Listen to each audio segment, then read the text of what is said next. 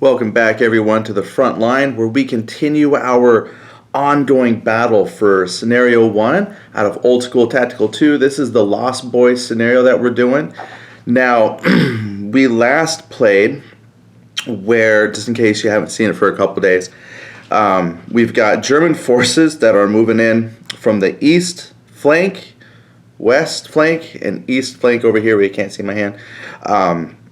And we have some troops kind of moving around from the south. So our American troops are truly surrounded. So if we just take the camera, give you a quick overview again. We have a small, little platoon over here. Got a platoon up here. I'd say platoon. They're like two squads because it's stacked. You can only put like a couple squads and leader in there. So it's not quite a full platoon. But anyway, they may have a couple squads that are coming down here that were moving to the east so they could try to take out the Americans that were down here excuse me, that are defending that control point. And then we had a couple German squads moving from the east to the west, and they're about to take this control point. And then we got an embattled American platoon inside a house there with some Germans right there. And that was the end of turn 4. We count backwards. So it's a 5-turn scenario. We've done turn 5. We've done turn 4. We're about to start turn 3. So looking at the turn sequence, the first thing we're going to do is advance the turn marker. So here comes the turn marker right there.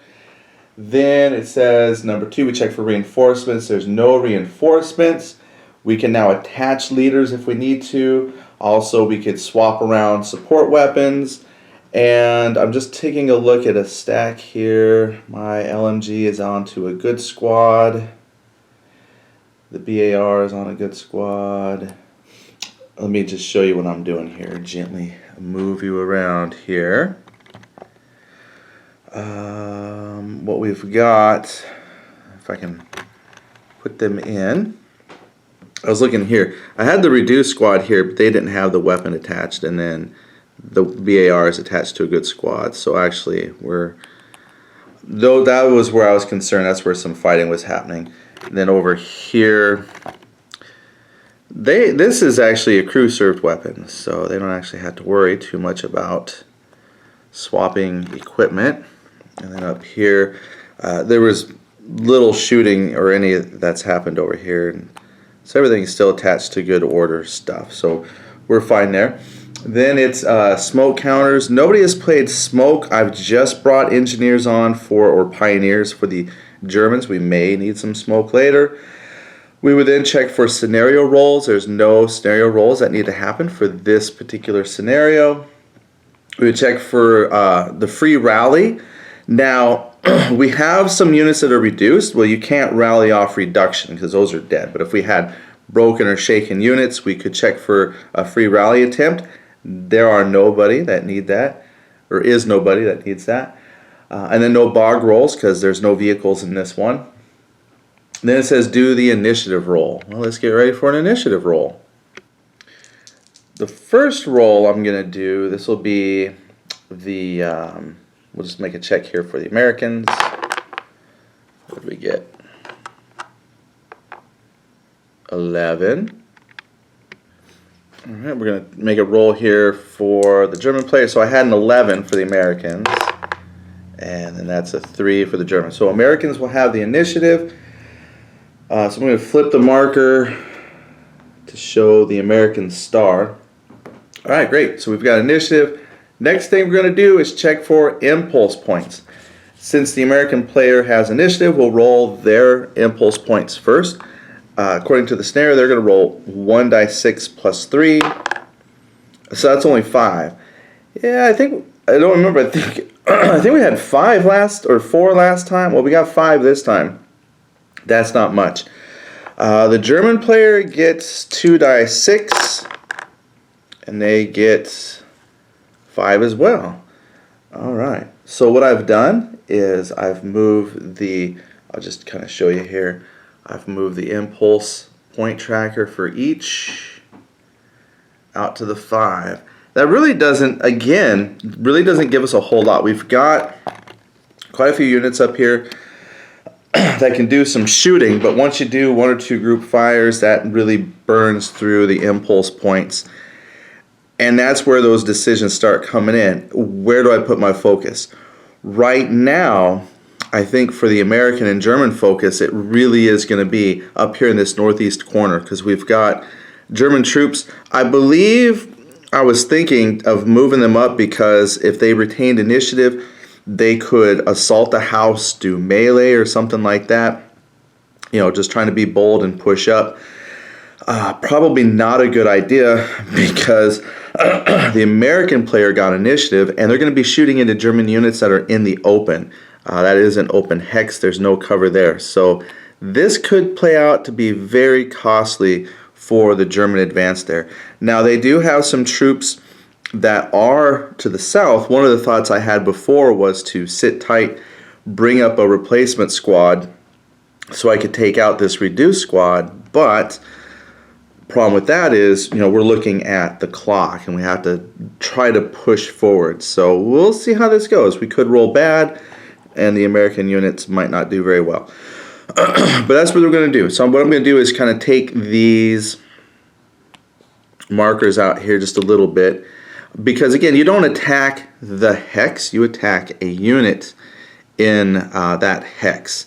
Specifically, we're going to be attacking this squad here because it has the leader attached and it's got the machine gun attached.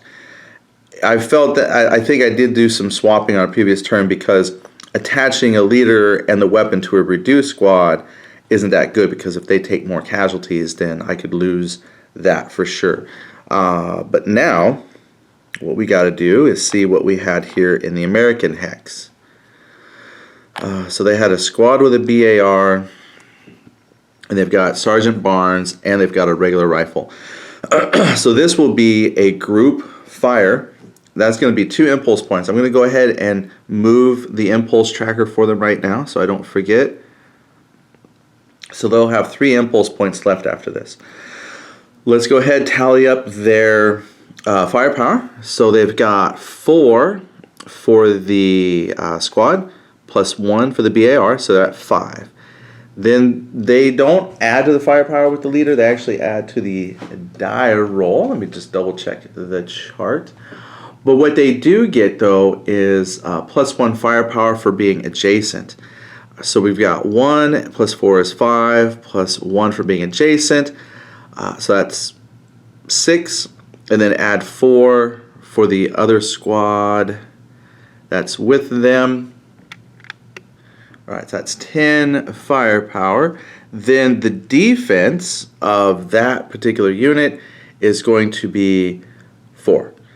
There's no terrain. That's the problem with coming out in the open. You know, part of me feels bad for moving that squad up there, but at the same time, yeah, well, we'll see what happens. But anyway, 10 versus 4 defense, that actually puts them on the plus 6 column, a differential of plus 6. So let's roll dice and then look at our plus 6 differential column and see what kind of damage we do or don't do. This is going to be a 2 dice 6 roll here in the box. You want to roll high. Well, a 10, plus they have the attached leader. Just seeing if I got anything else. It wasn't an ambush, anything like that. So, yeah, we're great. They're not elite, not engineers. So, 11, actually, on the roll. And then we're going to go check that on the plus 5, plus 6 column. It's the same column. Okay, so 11 is the second one down. Basically, it's an X. That means destroyed. So because I had the attached leader, it says unit is destroyed, a roll of 1 through 3, and the leader is destroyed. So we're going to go back to the roll box and see if we get the leader as well. Here comes 1 die 6. Oopsie. Daisy, that's the 3. Oh, how does that look on the battlefield? That definitely was not the right decision. The Russian or the Germans charge forth, they hop their wall, they run up, and the Americans see them coming and just unload. And we take a casualty. Since that's a full squad, I'm going to put that up in the destroyed unit box on my chart, and that's actually casualty points that they're going to suffer. That's 2 casualty points. And just to show you there up on my tracker, I just moved it to 2 casualty points and then put the German unit there. Now, if we didn't mention this before, every 5 casualties, you then suffer a -1 to your overall impulse points of your force. So we're okay. We're okay. Oh, but then we lost a leader. So that goes in the destroyed units box. And that's 3 casualties. With that, we can now automatically transfer that LMG to the remaining squad in the stack. I'm going to go ahead and reassemble this pile here. And they're going to get one of the fired markers. Then we have some tough decisions for the German player. Now, the German player could shoot back. And that would be a 2 + 2, just an attack strength of 4. But they'd be rolling on the -1 column because that house gives 1. And then the defensive infantry is 4. So he'd be rolling on the -1 column. I'm just looking at that. He'd have to roll at least a 7 just to force a shaken result, and that's probably not going to work out so good. We could try to retreat, and then they'd be open to opportunity fire. Yeah, it was actually really not a good idea to move them out there. I don't know why I was thinking that. I think in one of the other clips I probably had very good reasoning for that, and I was probably banking on them having initiative. But that was actually just probably a horrible decision. Or it also kind of demonstrates that this is something you often hear. If you get out in the open and someone's got a machine gun or you got a couple squads shooting down into you, there's probably going to be a mess. And that was. Maybe we could do a moving fire, or we could do like a low crawl and get into the woods. And the woods give at least 2 protection. Probably what we'll do is maybe actually move here. We still got 4 movement points. I'm thinking just kind of put some woods between us. The thing is, if I move right here, this stack could do potentially a opportunity fire. Now I'm looking here because if I got people coming up south, I might want to be able to opportunity fire into the Germans that are going to take that control hex. And I'll be hitting this bocage. But let me see, I don't remember if bocage blocks line of sight. So that's like a very thick wall. We wouldn't be able to shoot at them. So they're safe. This is the only problem with playing kind of solo is having that bird's eye view of everything. But at the same time, it allows you to really play out some what ifs. So we're going to do a what if. We're going to have this German unit move. Now, as the American defender, I'm thinking about what I can do. I can't shoot to the bocage, and those American defenders probably have no idea, realistically, that the Germans are coming. If I measure this from center point to center point, it's going to cross that line. So we're probably blissfully unaware that some Germans are moving up. But here's the thing, though, if you remember, I did account for that down here. I have a unit that's actually on the road in the open that can shoot up the road in case the Germans hop that bocage. But I would need to save some impulse points to do that. Because if I opportunity fire here, especially if I do a group opportunity fire, there goes 2 more impulse points. So I tell you what, I'm going to let the German squad scamper away to cover. Now that marks them as moved, and there's only 1 squad, so that's only a cost of 1 impulse point. And then it would come back here to us, the Americans. One thought that I've had is you can dig for cover.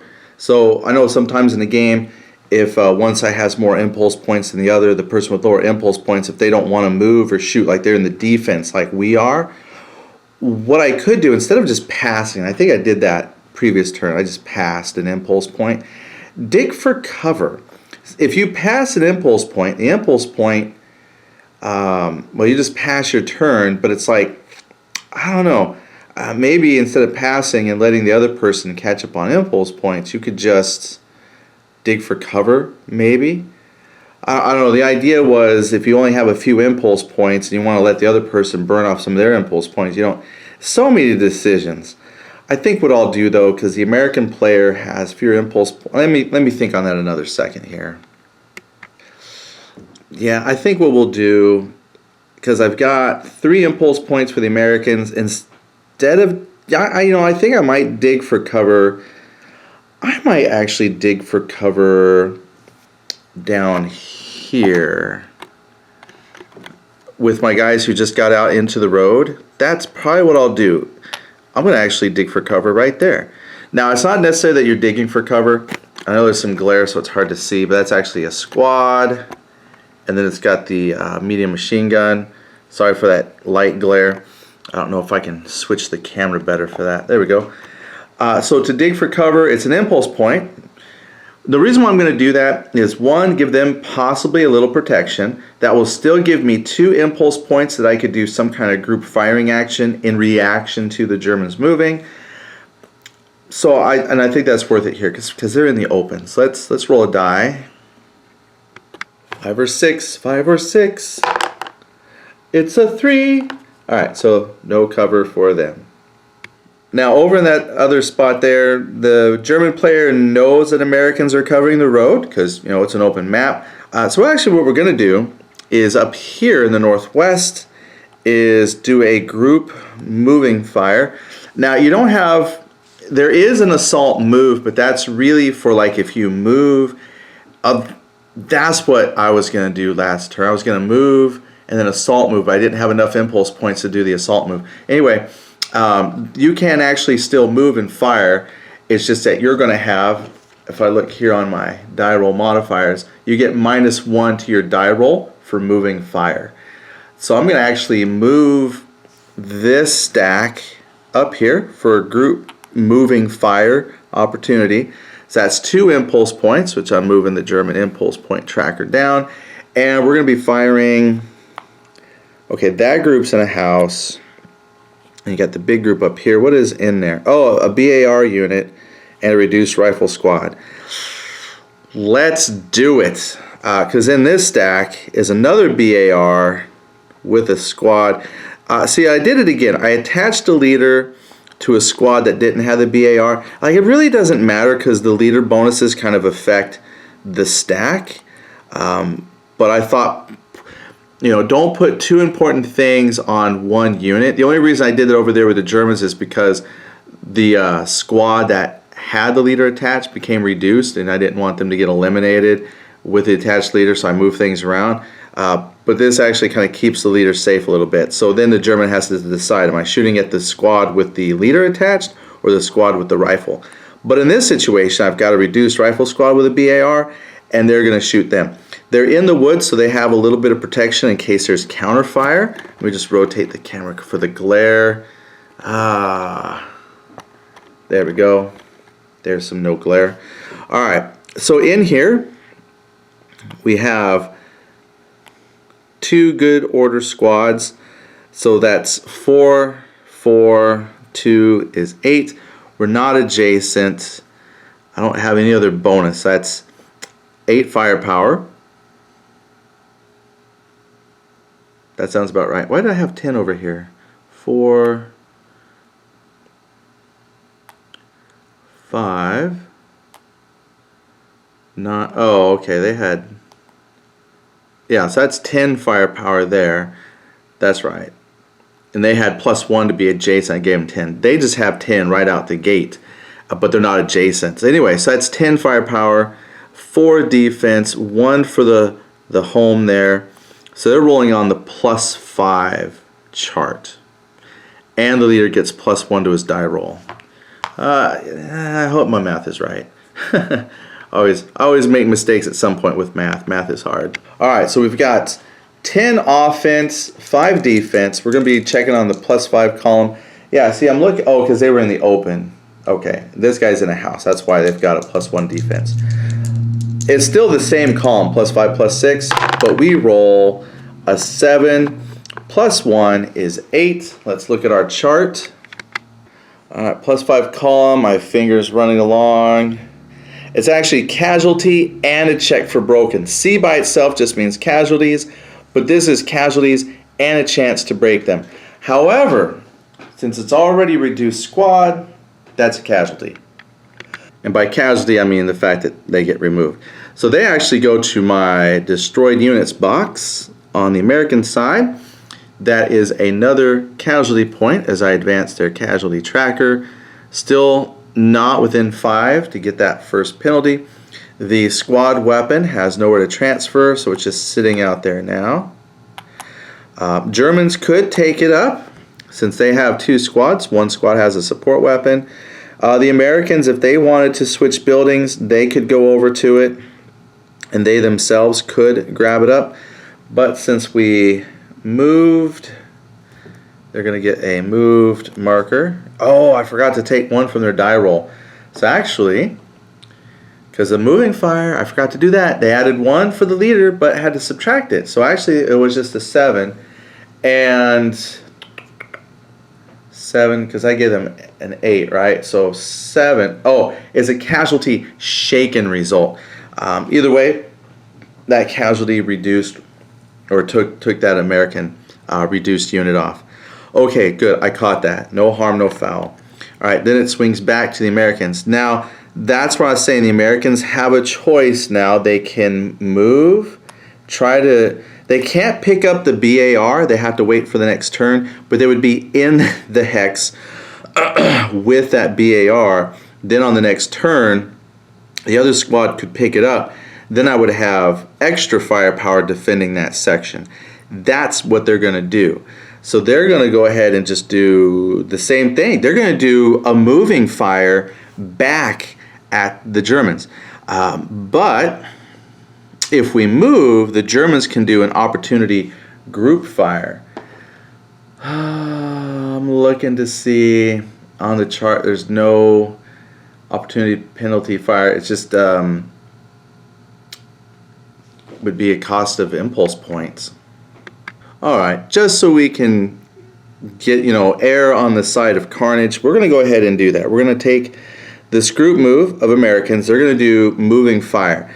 Opportunity fire will take place before their fire, but they start moving into the other building, at which point the Germans will go ahead and fire.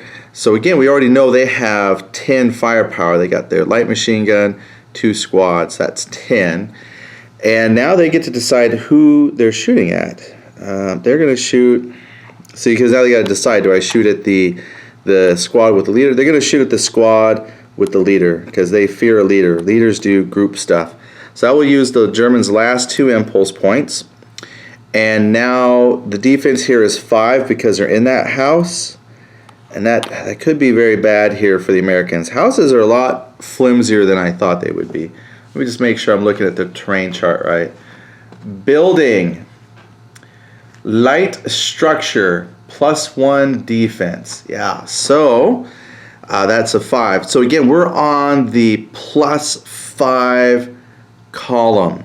And they get a +1 to the die roll because there's an attached leader. And since the Germans are no longer moving firing, they've already moved, they're going to get that +1. Oh, this could be very, very bad. Let's see what happens. Let's roll, for the Americans' sake, roll low. 8, and then +1 is 9. Let's look at 9 then on that +5 column. Alright, we're just running a finger across here. 9 column, 9 column. It's an X. X is destroyed. And that is with the attached leaders. So when a unit's destroyed, 1 through 3, the leader's destroyed. Let's just look over here at the dice box real quick. They rolled a 4. So this leader survives. And, well, so first of all, that's going to go in the destroyed unit for the Americans. They take 2 more casualty points. So they're almost at a penalty for impulse points. Let's see here. Where was I? Yeah, so now, well, here, let me move you over here. So the leader now automatically attaches to the other squad. And they get moved. They're going to fire back, but with a lot less firepower. So they don't get to use the other BAR. So basically it's a firepower of 5. Defense of 5 for the German, because it's 4 for the German squad, 1 for the building they're in, and they're going to shoot at the squad with the attached leader. Kind of do what we just did to them. Now, because it's a firepower 5 against a defense of 5, that's on the 0 column, but the Americans have an attached leader, but they moved, it's moving fire, so basically it's just going to be the 2d6 roll. Okay, let's pop over here. Trying not to give you too much whiplash. Ooh, this might not be good. Yeah, 5 on the 0 column. Let's see. Alright, so if I run my finger across, basically nothing. Does nothing. So if I had that +1 without the moving, I possibly could have shaken them. So this is not looking good now for the Americans. Alright, so we're going to just tidy up the stack. So they moved at some point, and this was a move. And I did not take the 2 impulse points, so I take the 2 impulse points from the Americans. The Americans have no more impulse points. They've used their 2 stacks to not very good effect. Not as good as they wanted. But the Germans have also used all their impulse points, because they used a point to move a unit. They did, yeah, they did this group move fire. I'm trying to think, where'd all their points go? Maybe I took some points. Wait, they had, oh, because they both started with 5. So they did that group. They did this dude.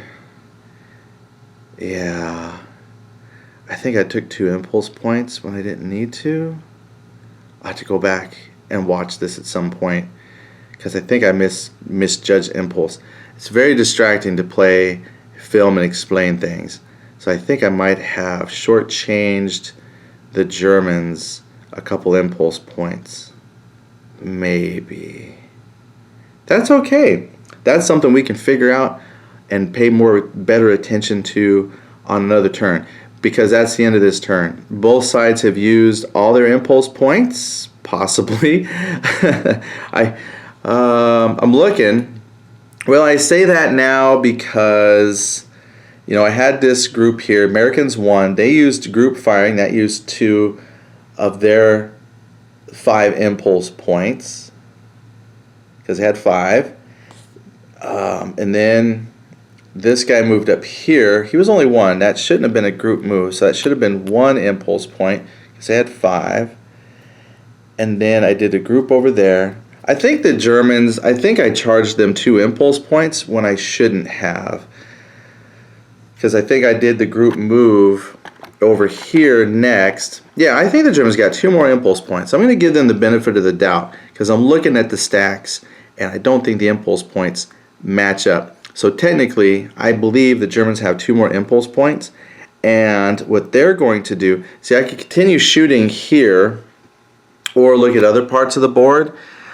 See, this is the challenge. When you only have a few impulse points, you've got to really pay attention to what you have left and what you're going to do with them. They're actually going to go ahead and fire back into that hex, because they got real good roll. They actually destroyed a squad.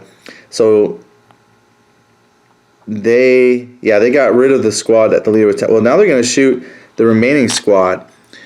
And again, they have 10 firepower, and this squad has 5 defense.